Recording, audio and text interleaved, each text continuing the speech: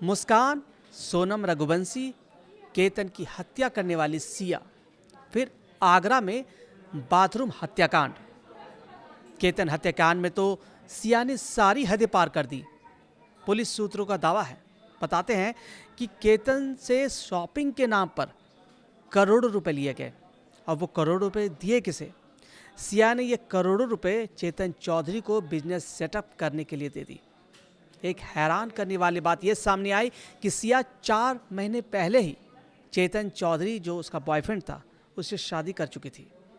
जो तस्वीरें आई सिया की, उससे तो ये साबित होता है कि सिया कहीं से भी खौफ में नहीं है, हिरासत में भी खौफ में नहीं है, उसे कोई पछतावा नहीं है।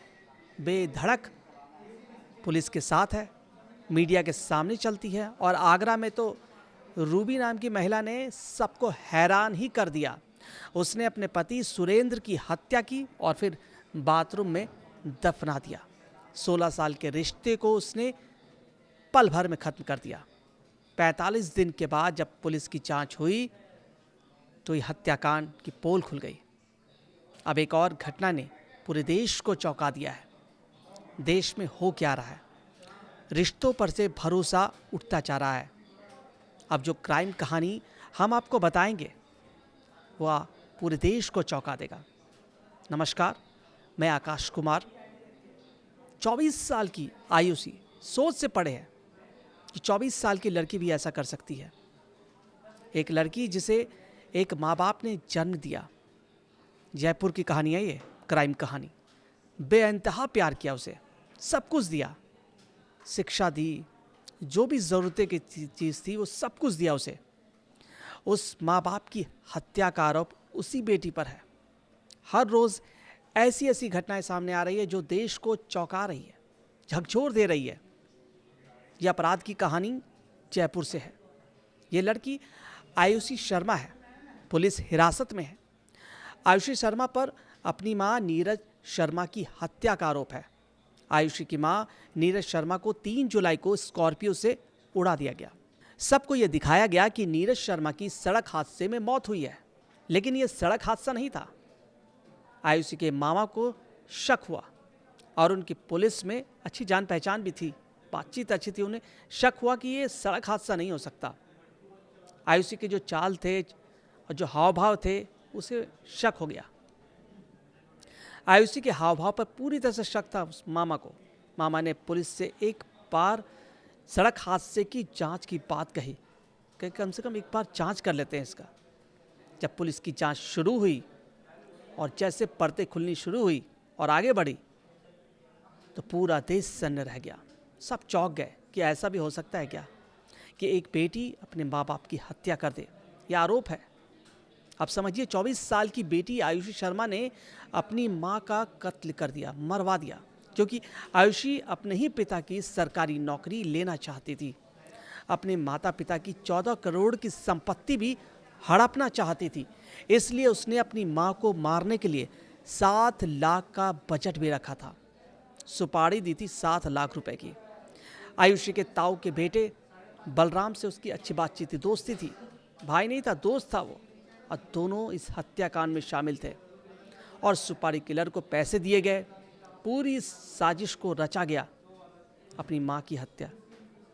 मां को यह भी नहीं पता था कि मेरी बेटी ही मेरी हत्या कर देगी। वो तो भविष्य संवार रही थी। वो हर ऐशो आराम पैसे दे रही थी कि तुम अपना भविष्य बनाओ, सब कुछ करेंगे तुम्हारे लिए। लेकिन आयुषी ने कत्ल कर दिया और स्कॉर्पियो से नीरज शर्मा को उड़ा दिया। जांच में ये पूरा वाकया सीसीटीवी में कैद हो गया था। बाइक सवार बदमाशों ने रैकी की थी इलाके की। फिर स्कॉर्पियो से मां को टक्कर मार दी गई। पुलिस के चौंकाने वाले खुलासे के बाद मामा का शक और भी गहराता चला गया, क्योंकि जब एक पर्चा खुला कि मां की हत्या की है तो उसे पहले भी शक था कि पिता की जो हत्या है वो भी आयुषी ने ही की होगी, जो कि 2025 में हुई थी।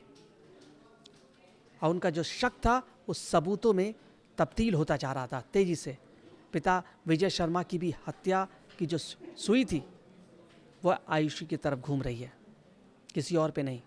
आयुषी ने अब ये पूरा वाक़या हम आपको समझाते कि कैसे अपनी माँ की हत्या की, अपने पिता का भी हत्या का आरोप है, उसकी प्लानिंग कैसे की आयुषी ने। अब मामा ने अपने जीजा की मौत की जांच की मांग की पुलिस से, क्योंकि उन्हें लग गया था कहीं न कहीं आयुषी ने इस हत्याकांड को भी अंजाम दिया है, और जांच जारी है इस पर। क्योंकि इस मामले में भी दिसंबर 2024 को जब पिता विजय शर्मा की तबीयत खराब थी, वो ठीक होकर वापस लौट आए थे, लेकिन आयुषी के दिमाग में कुछ और ही चल रहा था। आयुषी ने अपनी माँ को कहा कि उसका एक भाई है जो कि स्पेशल चाइल्ड है, इसका स्पेशल केयर करता है, उसकी माँ करती है। तो बोला, माँ आप पिता की जिम्मेदारी मुझे दो, मैं इनका इलाज करवाऊंगी। ठीक हो के आ गए थे। उसके बाद उन्हें अस्पताल में भर्ती कराया। किस अस्पताल में नहीं कराया पता नहीं, किस अस्पताल में कराया किसी को नहीं पता।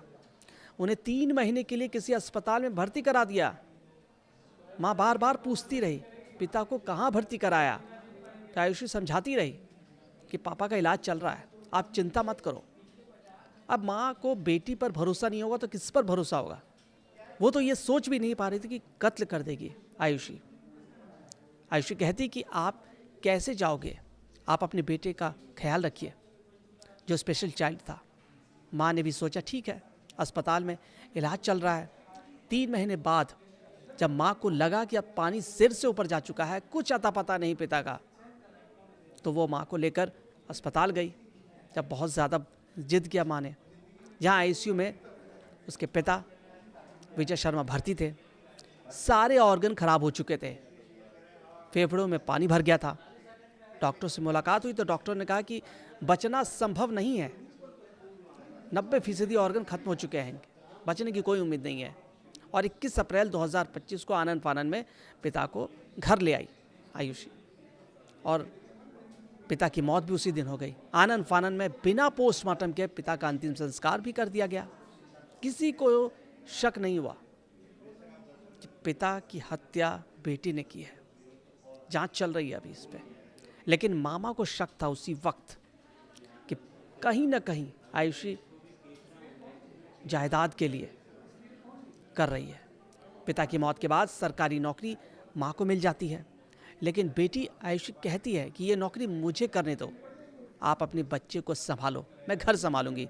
लेकिन मामा ने अपनी बहन को समझाया, काफ़ी टाइम बचा हुआ है, अब आयुषी ने अगर तुम्हें छोड़ दिया तो घर कैसे चलाओगी, क्योंकि उसके हाव भाव भी ऐसे ही थे। माँ को भी लगा नीरज शर्मा इस नौकरी की प्रबल दावेदार थी वो, और ये नौकरी उन्हें मिल गई आसानी से। और इस बात की जो खिस थी आयुषी को बहुत थी कि जो नौकरी उसे मिलनी चाहिए थी वो उसकी माँ को मिल गई। और पुलिस हिरासत में आयुषी ने बताया कि वो अपने भाई को प्यार तो बहुत करती है, लेकिन उसकी माँ उसे इग्नोर करती थी, जिसका गुस्सा था, खींच था उसे। पुलिस की जांच अब भी जारी है, आगे और भी बड़े बड़े खुलासे होंगे कि क्या जो उसका भाई है, स्पेशल चाइल्ड है, क्या उससे भी निपटाना चाहती थी क्या, आगे बताएंगे।